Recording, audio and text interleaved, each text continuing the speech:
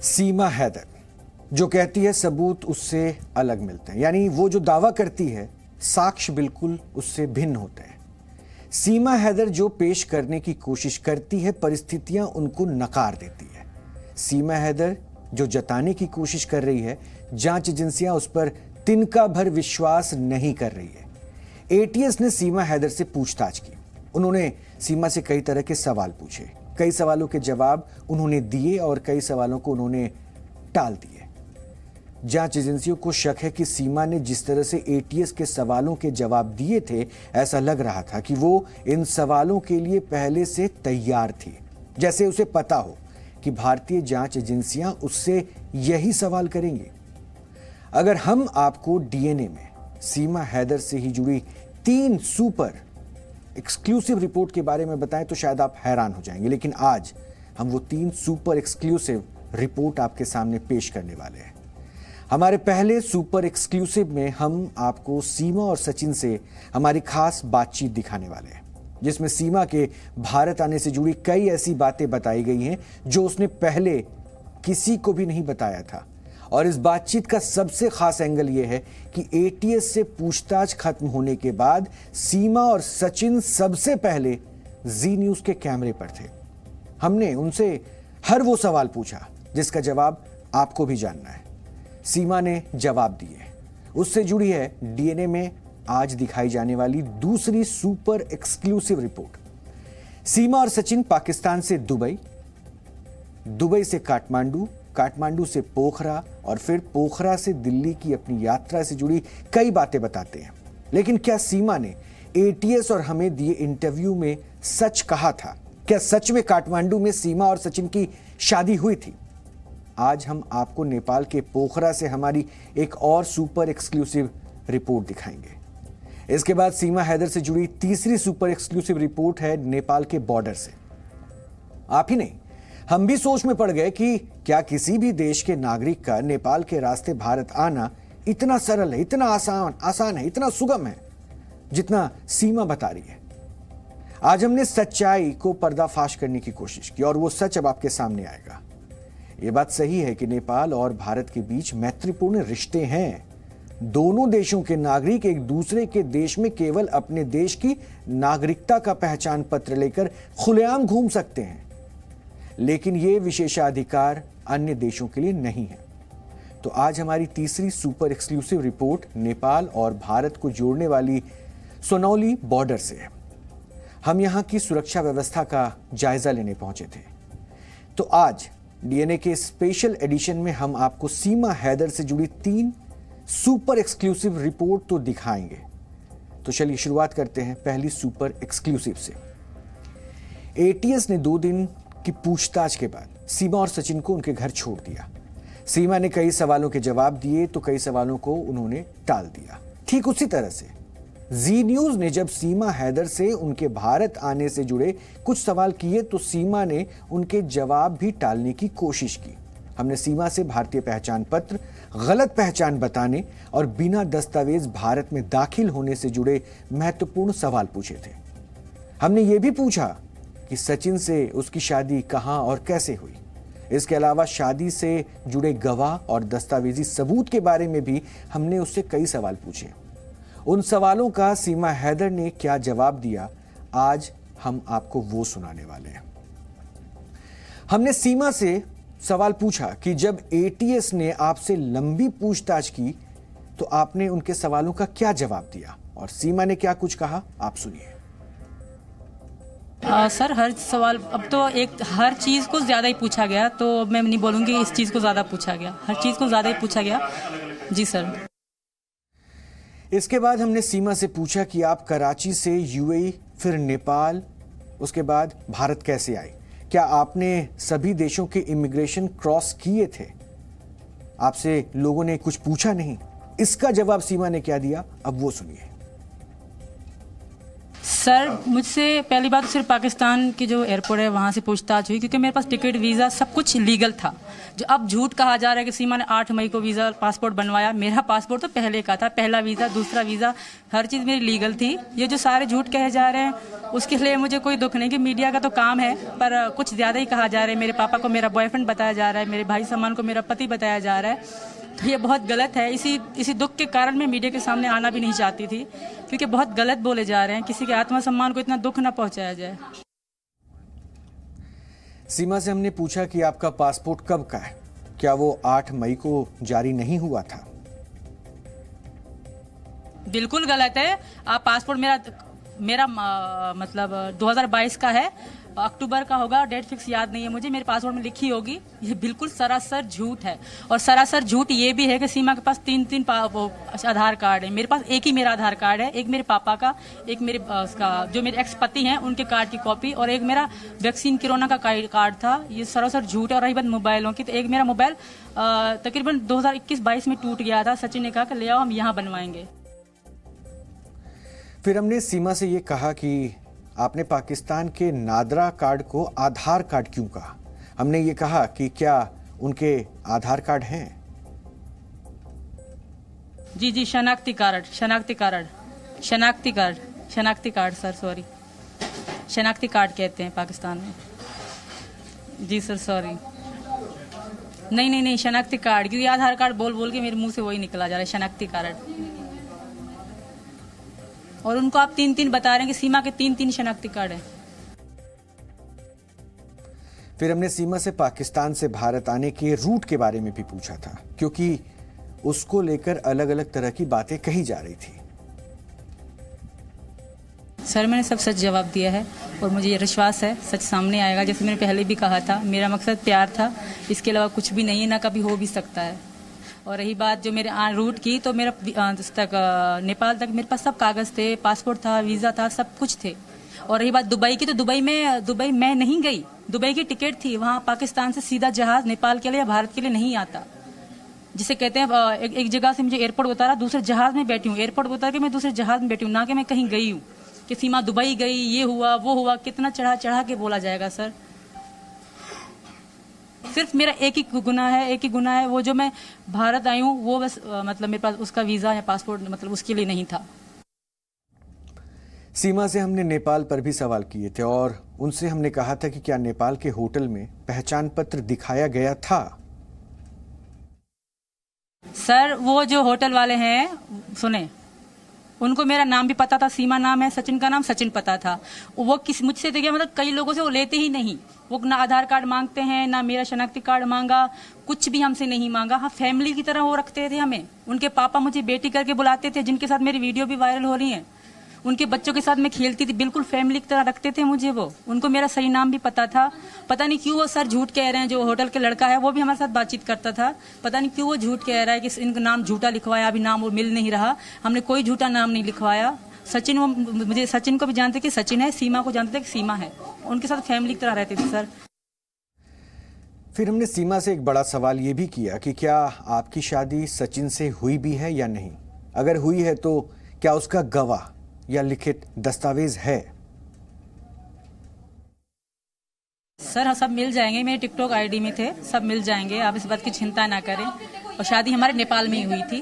और रही बात जो सबूतों की बात है, कुछ ज़्यादा नहीं है, कुछ ना कुछ है, वो मिल जाएंगे, इस बात की आप चिंता मत करें। हमने तो, इन्होंने मुझे हम गए थे घूमने के लिए पशुपतिनाथ, तो हमें अब ये वीडियो बताया जा रहा है कि वहाँ शादी अलाउड नहीं। तब तो हमें किसी ने मना, हम पशुपतिनाथ गए थे, तो तब हमें किसी ने मना नहीं करा था, क्योंकि उन्होंने मेरी मांग भरी, मंगलसूत्र पहनाया, सब कुछ किया। 4 बच्चों को लेकर अकेले भारत चले आना आसान नहीं, और ऐसे में हमने सीमा से ये पूछ लिया, क्या उनकी कोई मदद कर रहा था क्या? सर जितना आप बता रहे हैं ऐसा इतना नहीं है। जैसे बच्चे मेरे चलने वाले थे चारों, जितना मुझे मुश्किल बताया जा रहा है सीमा ने कैसे करा, इतना मुश्किल नहीं था, क्योंकि गाड़ी से बैठ के गाड़ी में ही बैठना था। और जो टिकट की बात है, तो आजकल तो अंधा भी कहते हैं, हमारे पाकिस्तान में ऐसी महावरत है कि अंधा भी मुल्तान ढूंढ लेता है। फिर मैं तो, मेरे पास आंखें भी थी, तो मैं आ गई। और इतना मुश्किल नहीं था जितना बता रहे कि सीमा दुबई गई। दुबई में मेरा कोई काम नहीं था, टिकट ऐसी मिली थी कि वहाँ से पाकिस्तान से दुबई से जहाज़ में, बस जहाज़ ही बदला है, वहाँ से फ्लाई दुबई, दूसरे फ्लाई दुबई में बैठ के मैं नेपाल आई। इसका ये कोई मतलब नहीं, सीमा दुबई क्यों गई, दुबई में क्या वगैरह, दुबई का तो जिक्र ही ना होना चाहिए, क्योंकि दुबई तो मैं सिर्फ वहाँ टिकट में ऐसा था। और आखिर में हमने उनसे ये पूछा कि क्या नेपाल भारत बॉर्डर पर उनसे पूछताछ नहीं हुई थी, क्या किसी ने नहीं पूछा कि वो कहां से और क्यों आ रही है। इसका जवाब उन्होंने क्या दिया, अब ये सुन लीजिए। नहीं, मैंने पाकिस्तानी बताई नहीं थी, मुझसे वाकई पूछा गया था। तो मैं सचिन की पत्नी थी, मैंने अपने पति का ही नाम लिया कि मेरे पति हैं, मैं उनके पास जा रही हूँ। और अब मुझे नहीं लगता कि ये गलत होगा, क्योंकि मेरे पति है। नहीं, शनाख्त मैंने अपना नाम तो मेरा सीमा ही है जी, बिल्कुल बताई मैंने अपना नाम सीमा बताया, मैंने अपने पति का सचिन बताया, अपने घर का पता दिया जो है ये नोएडा में। जी मैम, सर जी सर। जैसे बच्चों का नाम, पिता का नाम, तो इनके पिता का नाम भी सचिन ही था। और जैसे बच्चों के नाम मैंने रख दिए हैं, प्रेम का वगैरह, वही नाम उनके मैंने वहाँ भी लिखवाए थे। इसमें क्योंकि मैं वह पाकिस्तान से लेकर उनको इन्हीं नाम से बुलाती थी, कि मैं यहाँ आके हिंदू नहीं बनी। मैं अगले जो पहले करवा तो बीत चुका है, तब से लेके मैं मन और दिमाग से हिंदू थी। ये सचिन भी जानते हैं, मैं भी जानती हूँ। यहाँ आके वाकई मैंने साड़ी पहनी है, मैंने साड़ी पाकिस्तान में भी पहनी है। मेरी 2 करवा चौथ मनाए, दोनों करवा चौथ की मेरी 2 साड़ी हैं पाकिस्तान की। और इस बात की फ़ोटो वीडियो मेरे इंस्टाग्राम आईडी पे भी हैं। और जो लोग बड़ा चढ़ा के बोल रहे हैं, बाप बेटी के रिश्तों को गाली दे रहे हैं, जो पाकिस्तान से गलत बोल रहे हैं, उन बातों को भी ध्यान ही ना दे, वो सिर्फ नफरत निकाल रहे हैं अपनी। सर, आपने सारे जवाब सुन लिए। वैसे सीमा हैदर ने हमसे हुए एक्सक्लूसिव बातचीत में ये बात कबूल की है कि उसने नेपाल से भारत सीमा में दाखिल होने से पहले अपनी पाकिस्तानी पहचान पत्र और उसकी पाकिस्तान की जो पहचान थी उसे छिपाई थी। लेकिन सवाल ये खड़ा होता है कि सीमा के पास अगर नेपाल या भारत का पहचान पत्र नहीं था तो उसने भारत में एंट्री कैसे की। आपको जानकर हैरानी होगी कि नेपाल के पोखरा से दिल्ली आने वाले बॉर्डर पर 3 बार चेकिंग होती है। एक बार नेपाल के क्षेत्र में होती है, दूसरी बार ये जांच नेपाल भारत बॉर्डर पर होती है और तीसरी बार चेकिंग भारत में दाखिल होने के बाद होती है। और हैरानी इस बात पर है कि बिना नेपाली या भारतीय पहचान पत्र के सीमा कैसे आ गई। एक पाकिस्तानी महिला बिना किसी दस्तावेज के भारत की सरहद को लांघकर भारत में आ जाती है। सीमा हैदर ने पहले कहा था कि उसके पास आधार कार्ड है। हालांकि हमारे इंटरव्यू में उसने इस गलती को माना और उसने इसे गलत बताया। उसके मुताबिक उसके पास पाकिस्तानी पहचान पत्र है, उसको उसने आधार कार्ड बोल दिया था। हालांकि जांच एजेंसियों को अब इस बात पर शक है, क्योंकि आधार कार्ड एक भारतीय पहचान पत्र है। मुमकिन है कि सीमा ने नेपाल भारत बॉर्डर पर आधार कार्ड दिखाकर ही एंट्री ली हो।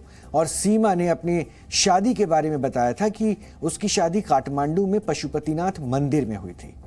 और हमने कल आपको दिखाया था कि पशुपतिनाथ मंदिर ने इस बात से इनकार किया था। उनके मुताबिक मंदिर में शादी करवाने वाली कोई व्यवस्था नहीं है और सीमा ने शादी से जुड़े दस्तावेज होने से इनकार किया है। उसके मुताबिक ये दस्तावेज और शादी से जुड़े सबूत टिकटॉक पर है। अब ये तो आपको भी पता होगा, नहीं है तो एक बार ये सुन लीजिए कि टिकटॉक भारत में बैन है और सीमा ये दावा कर रही है कि वो तमाम दस्तावेज और साक्ष्य टिकटॉक पर है। अब सीमा भले ही ये कहें कि उनकी शादी की तस्वीरें टिकटॉक पर हैं, लेकिन जी न्यूज के पास उनके शादी से जुड़ी कुछ तस्वीरें हैं, वो आप देख सकते हैं। इसमें सचिन आपको नजर आ जाएगा। इसमें सचिन और सीमा वरमाला पहने हुए आपको नजर आएंगे।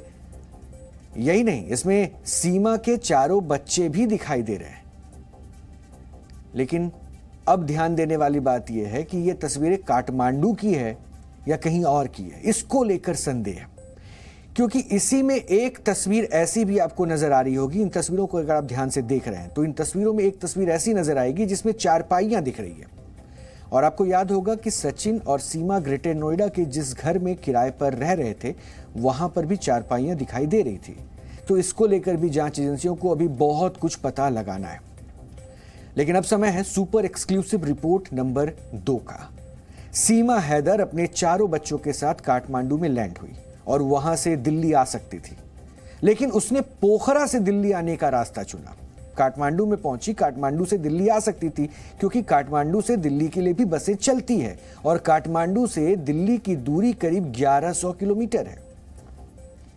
वो काठमांडू से सीधे दिल्ली आ सकती थी, लेकिन उसने ऐसा नहीं किया। वो पहले काठमांडू से पोखरा गई और काठमांडू से पोखरा की दूरी करीब 208 किलोमीटर है, जिसे तय करने के लिए तकरीबन 8 से 10 घंटे लगते हैं।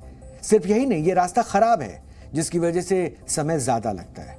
लेकिन इसके बावजूद सीमा हैदर अपने 4 बच्चों के साथ काठमांडू से पहले पोखरा गई और पोखरा से बस में बैठकर खुनवा बॉर्डर होते हुए दिल्ली के लिए रवाना हुई।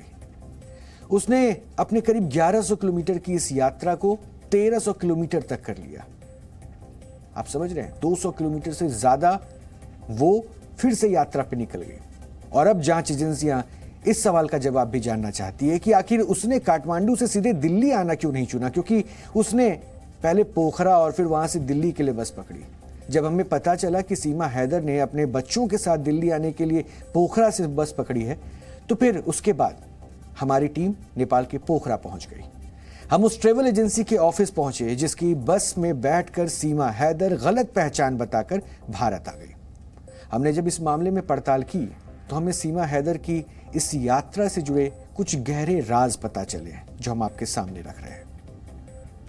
पोखरा का यही वो बस अड्डा है जहां से सीमा हैदर 12 मई की सवेरे बस लेकर के भारत गई थी। ये जो आप बस अड्डा देख रहे हैं, यहाँ पे बस हैं जो खड़ी हैं, जो कि पोखरा से जो बॉर्डर तक है, जो नेपाल का और भारत का जो बॉर्डर है वहाँ तक चलती हैं और उसके अलावा दिल्ली भी जाती हैं।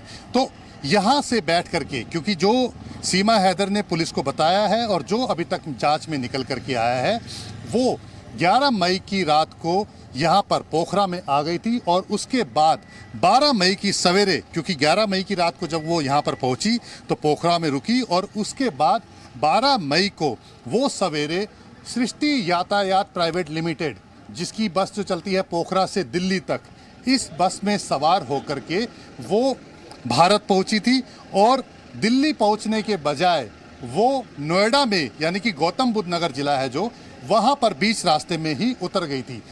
हम सृष्टि यातायात पे पहुंचे हैं और यहाँ पर जो इनके मालिक हैं कृष्णा जी से हम पूछेंगे कि क्या वो महिला यहाँ पर आई थी और आई थी तो किस तरह से उसने अपना अरेंजमेंट किया था।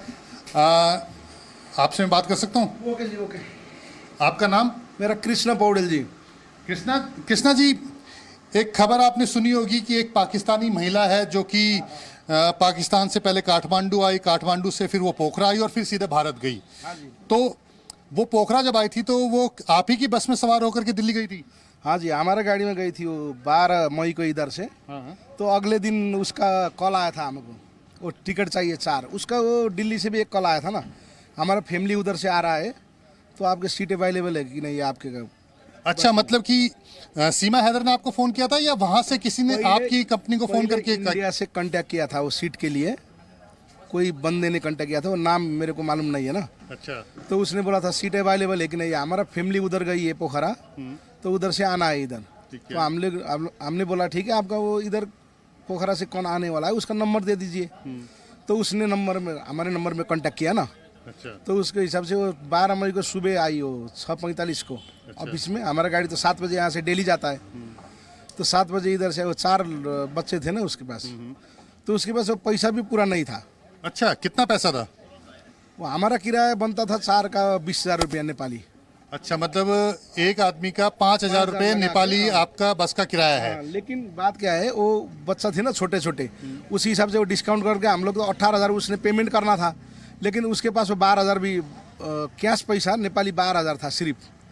उसी हिसाब से 6,000 रुपया उसने, वो हमारे जो दिल्ली का इंचार्ज है उनके अकाउंट में वो पेटीएम कर दिया है ना, 3750 आई। अच्छा, आपका कहने का मतलब है कि 12,000 रुपये नेपाली जो पैसे हैं वो उसने आपको दिए और जो बाकी जो पैसा इंडियन करेंसी में पेटीएम कर दिया? हाँ, पेटीएम कर दिया है। और किसको पेटीएम किया था और किसने किया? हमारे मालिक है, वो दिल्ली का जो इंचार्ज है ना, हमारे पूर्ण अधिकारी जी है, उनके अकाउंट में कर दिया था ना उसने। अच्छा, तो आपकी बस जो है जिसमें सवार हुई थी वो कितने बजे चलती है यहाँ से और कब? 7 बजे निकलती है यहाँ से डेली, तो सुबह 11 बजे तक दिल्ली पहुँचती है ना। और कौन कौन सा रूट लेते हुए जाती है? ये गाड़ी जाती है यहाँ से पोखरा से नारायणघाट भैरवा होके, वो हमारे गाड़ी यहाँ से जाती है खुनवा बॉर्डर होके, तो तो वहाँ से निकलता है लखनऊ, लखनऊ से आगरा, आगरा से नोएडा होकर दिल्ली पहुँचता है। तो कुछ इस बात की जानकारी है कि जो महिला है सीमा हैदर, ये दिल्ली तक गई थी या बीच रास्ते में ही उतर गई थी? वो तो मैं तो यहाँ नेपाल में हूँ, मेरे ड्राइवर ने कॉल बोला था, मैंने कॉल बोला था ड्राइवर ने, वो ड्राइवर को याद था ना, वो जो उसका वो चेहरा टीवी में आया था, तो ड्राइवर को याद था, उसने बोला वो नोएडा में उतरी थी ना वो। अच्छा, तो किसी ने रिसीव किया था उसको वहाँ पे? वो तो मेरे को मालूम नहीं है सर। अच्छा, मैं आपसे काफ़ी अहम चीज़ जो पूछने वाला हूँ कि जो लोग यहाँ से भारत जाते हैं तो उनके लिए क्या क्या दस्तावेज आप मांगते हैं और रखते हैं? हाँ, बात ऐसा है, जो हमारे बस में वो परमिट में साफ से लिखा होता है, तो इंडिया और नेपाल का अलावा दूसरी कंट्री का अलाउ नहीं है ना, उसी हिसाब से हम लोग पूछते हैं। वो तो पूरा उसका इंडिया एक्सपोर्ट था, उसी हिसाब से आप कहाँ से हो, हम लोग तो ये तो पूछना हमारा कर्तव्य ही, वो पूछना ही चाहिए नियम के हिसाब से भी। तो हम लोग ने पूछा था, उसने बोला इंडिया का। आपके पास वो इंडिया का आईडी तो है ना, तो उसने बोला आईडी है। हमारे पास उसका नेम लिस्ट भी है, उसका बच्चे का उसका नेम लिस्ट भी है। अच्छा। वो डेली का नेम लिस्ट बॉर्डर में देना पड़ता है ना। अच्छा। उसी हिसाब से उसका नेम लिस्ट बना के हम लोग बॉर्डर में भी देते, तो उसके पास इंडियन आईडी था। अच्छा, इंडियन आईडी था उसके पास? हाँ, बात ऐसा है ना, तो गाड़ी बॉर्डर क्रॉस करने के टाइम में तो 3 जगह में चेकिंग होता है। एक नेपाल में पहले चेकिंग होता है सशस्त्र में, उसके बाद में इंडिया बॉर्डर में, उसके बाद इंडिया का सशस्त्र भी चेक करता है ना गाड़ी में जाके। वो सुनौली बॉर्डर में तो सब सवारी को बाहर उतार के चेकिंग होता है, लेकिन वहाँ पे क्या है, वो अंदर ही, खुना बॉर्डर में अंदर ही चेकिंग होता है, तो स्टाफ को भी अंदर जाने नहीं देते ना चेकिंग के टाइम में। तो इससे तो उसको तो 3 जगह में चेकिंग करके वो गई थी। अच्छा। तो बिना आईडी का तो वो जाने का संभावना ही नहीं है ना उसका। अच्छा। तो पाकिस्तान का आईडी से तो वो संभावना वो 0% है। मतलब आप लोग नहीं करते हैं, लेकिन जो भारत जाने के लिए जो अलग अलग चेकिंग पॉइंट है वहाँ पे चेकिंग करती है? वहाँ पे चेकिंग होता है। हमारा जो गाड़ी यहाँ से जाएगा, हमारा भैरव में भी ऑफिस है, तो यहाँ से सवारी तो हमारा सब रास्ता का होता है इधर से जाने के टाइम में। तो भैरव का ऑफिस में जाके वो नेम लिस्ट वहाँ पे बनेगा। वो नेम लिस्ट बनाने के टाइम में सबका आईडी चेक होता है, तो उसका बच्चा का और उसका नेम लिस्ट वहाँ बना के गया। नेम लिस्ट भी है हमारे पास। नाम क्या क्या बताया था? कुछ आपके रजिस्टर मेंटेन किया हुआ है, रखा हुआ है? दिखाइए ना आप मेरे को, जो आपने भेजा था। इधर तो दूसरा नाम बताया था, लेकिन 18 नंबर में इसका सीमा मीरा ठाकुर बताया था ना उसने। अच्छा, उसने 18 नंबर से जो नाम है सीमा मीरा ठाकुर। बच्चों का नाम कुछ? बच्चों का इधर है, बच्चों का एक का बताया था प्रियंका जो 5 साल का है, मुन्नी जो है 2 साल की, राजा 7 साल का और परी 4 साल का है ना। अच्छा, रुकिए। तो मतलब ये जो आप लिस्ट है, इसमें जो 18 नंबर पे है वो सीमा मीरा ठाकुर, फीमेल, 24 साल उम्र, ये उसने अपना बताया था। उसके बाद जो 4 बच्चे हैं, 29 नंबर पर जो है प्रियंका 5 साल, 30 नंबर पर है मुन्नी 2 साल, 31 नंबर पर है राजा 7 साल और 32 नंबर पर परी 4 साल। ये 4 बच्चे थे।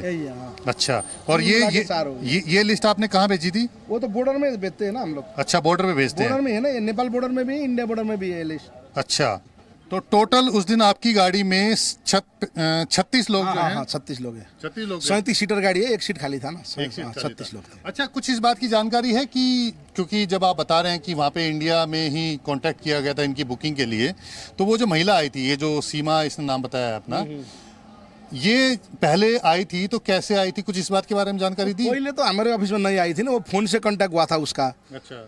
वो जाने के दिन सिर्फ आई थी ना 15 मिनट पहले। अच्छा, 15 मिनट पहले आई थी। तो अगर 15 मिनट पहले आई होगी तो आसपास, क्योंकि वो काठमांडू से चल के आई है पोखरा, तो आपको क्या लगता है कि वो आई होगी तो कहाँ रुकी होगी जब आपके पास आई है, और किस समय तक पहुंची होगी? काठमांडू से पोखरा आने के लिए क्या क्या साधन होते हैं और कितना समय लगता है? वो तो बाई फ्लाइट आएगा तो आधी घंटा में पहुंचता है, तो बस से बाई बस आएगा तो कम से कम लगता है, अभी के रास्ता खराब है ना, तो 9-10 घंटा लग जाता है। 9-10 घंटा। और कोई छोटा टेम्पो टाइप की जो चीजें होती है? गाड़ी नहीं, वो टैक्सी मिल सकता है उधर से, वो बुकिंग करके, वो प्राइवेट है ना, और टैक्सी वगैरह वो उसमें भी आ सकती होगी। अच्छा, वो डिटेल में मेरे को मालूम नहीं है ना। अच्छा, जो ड्राइवर बस को लेके गया था वो अभी कहाँ पर है? वो तो अभी दिल्ली में है ना। मेरा दूसरा गाड़ी, वो गाड़ी यहीं पे खड़ा है। अच्छा। मेंटेनेंस के लिए दूसरा गाड़ी लेके गया है, वो अभी दिल्ली में, वो कल उधर से आएगा दिल्ली से। वो बस कहाँ पे खड़ा है आपका? मेरा तो वहाँ गैरेज में है ना। गैरेज में गया वो ठीक होने के लिए। हाँ। तो जो क्या नाम है उस ड्राइवर का जो लेके गया था? वो तो उसका एक्चुअल नाम तो रामचंद्र अधिकारी है, लेकिन राजू अधिकारी बुलाते हैं ना उसको। अच्छा, एक चीज़ और बताइए, क्योंकि आपका दिल्ली में भी ऑफिस है और आपकी बस में गई थी, तो यूपी पुलिस पूछताछ कर रही है, तो क्या यूपी पुलिस ने आप लोगों से कोई कांटेक्ट किया है? इधर तो मेरे को कांटेक्ट नहीं किया है, दिल्ली में कांटेक्ट किया होगा शायद। Kentucky ID. तो आपके ड्राइवर से कोई पूछताछ वगैरह कुछ कर रही है? वो आज जा गया ना मेरा ड्राइवर। अच्छा, आपका ड्राइवर पूछताछ के लिए गया है? हाँ, आज गया है वो। आज गया है? तो उसको पूछताछ के लिए बुलाया था? हाँ हाँ बुलाया था, आज गया है वो। अच्छा, तो ये कृष्णा है जो कि सृष्टि यातायात प्राइवेट लिमिटेड के मालिक हैं। इनका दिल्ली के मजनू के टीला में भी एक बस चलती है।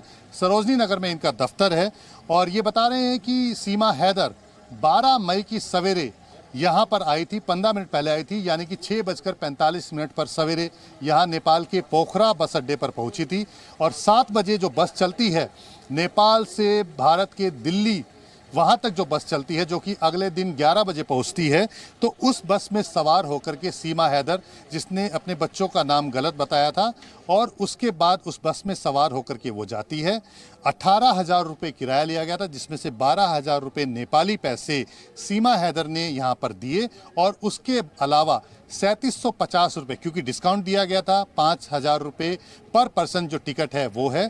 और उसके बाद सीमा हैदर करीब 10 बजे भारत के गौतम बुद्ध नगर में ही उतर जाती है।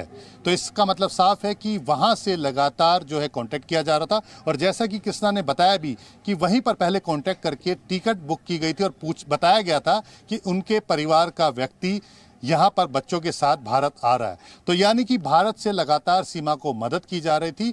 और 3 जगह चेकिंग होती है, तो निश्चित तौर पर अगर चेकिंग हुई थी, डॉक्यूमेंट देखे गए थे, तो निश्चित तौर पर सीमा हैदर कोई ना कोई जो फर्जी डॉक्यूमेंट है वो लेकर के जा रही थी। और अगर नहीं लेकर के जा रही थी और 3 जगह चेकिंग होने के बावजूद भी बिना दस्तावेजों की चेकिंग के निकल गई, तो ये एक भारी चूक है जो कि सिक्योरिटी बॉर्डर्स पर ये की गई है। कैमरामैन विक्रम के साथ जितेंद्र शर्मा, जी मीडिया, पोखरा, नेपाल। अब आपके दिमाग में भी कई सारे सवाल उठ रहे होंगे, क्योंकि सीमा जो कह रही है और हमारी जांच में जो बातें सामने आ रही है वो दोनों भिन्न है। आप भी ये सोच रहे होंगे, जब आना उसको दिल्ली था तो काठमांडू से दिल्ली 1100 किलोमीटर की दूरी वो आसानी से तय कर सकती थी। वो 9 घंटे का सफर तय करती है, पोखरा पहुंचती है, और पोखरा से फिर वो कई घंटों का सफर तय करके नोएडा पहुंचती है। आपने अगर इस पड़ताल के दौरान गौर किया हो तो ट्रैवल एजेंसी वाला ये दावा करता है कि बिना किसी भारतीय पहचान पत्र के हम किसी को बस पे नहीं बैठाते, और हर पैसेंजर की डिटेल हम आगे भेजते हैं सीमा पर, सरहद पर, यानी जहां से उन गाड़ियों को गुजरना होता है। और सीमा के पास भारतीय पहचान पत्र था, ये दावा कर रहा है वो एजेंट। इसी बिना पर उसको बस में बैठाया गया। वैसे सीमा ने नेपाल भारत बॉर्डर की जो वो सीमा थी उसे बड़ी आसानी से लांघ ली, यानी उस बॉर्डर को बड़ी ही आसानी से पार कर। लेकिन ये प्रोसेस उतना आसान नहीं है जितना सीमा ने हमें बातचीत के दौरान बताया। ऐसा नहीं है कि किसी भी देश का कोई भी व्यक्ति नेपाल पहुंचे और वहां से फिर भारत के लिए बस में बैठकर भारत में दाखिल हो जाए, ऐसा बिल्कुल नहीं है। चाहे वो कोई 4 बच्चों वाली महिला क्यों ना हो, लेकिन सीमा बहुत आसानी से सब कुछ बता रही है। नेपाल भारत का कोई राज्य नहीं है जहां दिल्ली आने के लिए पहचान पत्र ना मांगा जाता हो। एक देश से दूसरे देश में दाखिल होते वक्त नागरिकता का पहचान पत्र होना जरूरी होता है। नेपाल और भारत के लोग एक दूसरे के देश में बिना वीजा के आ जा सकते हैं, लेकिन यहां भी पहचान पत्र दिखाना होता है। सीमा हैदर के मुताबिक उनके पास कोई भारतीय पहचान पत्र नहीं था, लेकिन हमारी ग्राउंड रिपोर्ट में यह पता चला कि बिना पहचान पत्र हुए नेपाल से भारत और भारत से नेपाल आना थोड़ा मुश्किल है, क्योंकि इसको लेकर कई बार चेकिंग होती है, और ये वहां खुद एजेंट भी बता रहा है। अब यहां 2 बातें हो सकती है, उस पर आपको ध्यान देना चाहिए। पहली बात यह हो सकती है कि सीमा हैदर जिस दिन बॉर्डर पर पार कर रही थी, उस दिन इत्तेफाक से चेकिंग में ढिलाई बरती गई हो, और एक बड़ी चूक इसे कही जा सकती है, यानी एक बड़ी चूक के तौर पर हम इसे देख सकते हैं।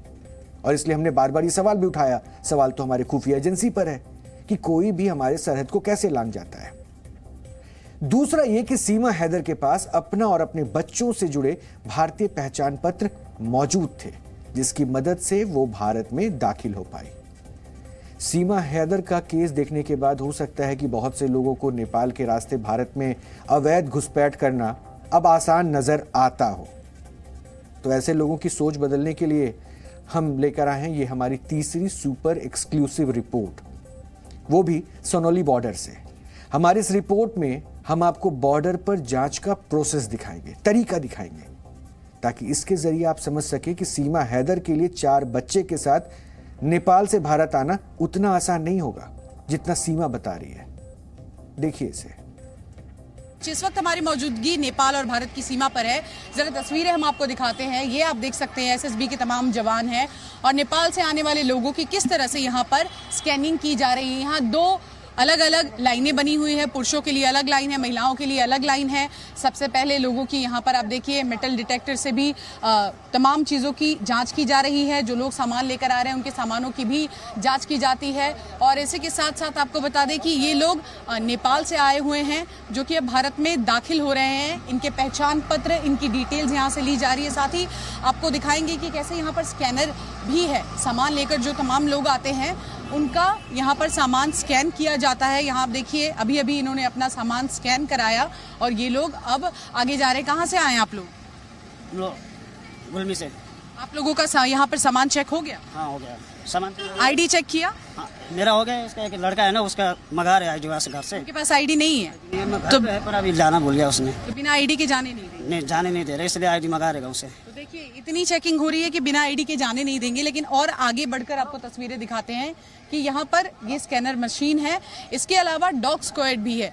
पर जरा नोटिस बोर्ड पर भी आप नजर डालिए कि इस तरह के नोटिस बोर्ड यहाँ पर लगाए गए हैं। साफ तौर पर कहा जा रहा है कि ह्यूमन ट्रैफिकिंग पर नजर रहती है, मानव तस्करी ना हो। कोई भी ऐसा व्यक्ति अगर आपको नजर आता है जो कि संदिग्ध है तो यहाँ पर जो तमाम जवान हैं उनको रिपोर्ट किया जाए। ये भी कहा गया है कि अगर आप एयरवेज से आए हैं नेपाल तो फिर आप वहीं से वापस जाएंगे, आप इस तरफ ना आए। लेकिन सीमा हैदर का यहाँ पहुँचना कई सवाल खड़े करता है। इतनी सिक्योरिटी होने के बावजूद, दोनों तरफ इतनी सिक्योरिटी है, उसके बावजूद जो है वो चकमा देकर भारत की सीमा में दाखिल हुई। अब जरा आगे बढ़ते हैं, आपको एक और तस्वीर दिखाते हैं कि देखिए जो लोग यहाँ आ रहे हैं सबसे पहले उनकी आइडेंटिटी चेक की जाती है। यहाँ पर बाकायदा एक रजिस्टर मेंटेन किया जाता है और हम भी यहाँ पर पहुँचे हैं। हमारी जो सामान है उसकी भी स्कैनिंग की गई, हमारी आईडी कार्ड भी यहाँ पर ली गई और ये लोग भी आप देखिए कि नेपाल से भारत की सीमा में दाखिल हो रहे हैं। इनके आईडी कार्ड यहाँ पर लिए जा रहे हैं और पूछा जा रहा है। और दूसरी तरफ नेपाल आर्म्ड पुलिस फोर्स भी है जो लगातार इनकी तस्वीरें हम आपको दिखा रहे थे कि यहाँ से भी जो लोग जाते हैं उनकी चेकिंग होती है। तो दोनों ही तरफ झूठ बोलकर, फर्जी दस्तावेज दिखाकर, एक कॉन्फिडेंस दिखाकर सीमा हैदर भारत में दाखिल हुई। हालांकि वो कह रही है कि फोर्सेस ने उससे कोई सवाल नहीं पूछे, डॉक्यूमेंट्स नहीं मांगे। लेकिन आप खुद देख सकते हैं कि यहाँ पर रजिस्टर मेंटेन किया जा रहा है। इस रजिस्टर में एक एक जानकारी ली जा रही है। तो सवाल यही खड़ा होता है कि आखिर सीमा हैदर यहाँ पहुंची तो क्या वाकई उसकी चेकिंग नहीं हुई थी जो वो क्लेम कर रही है?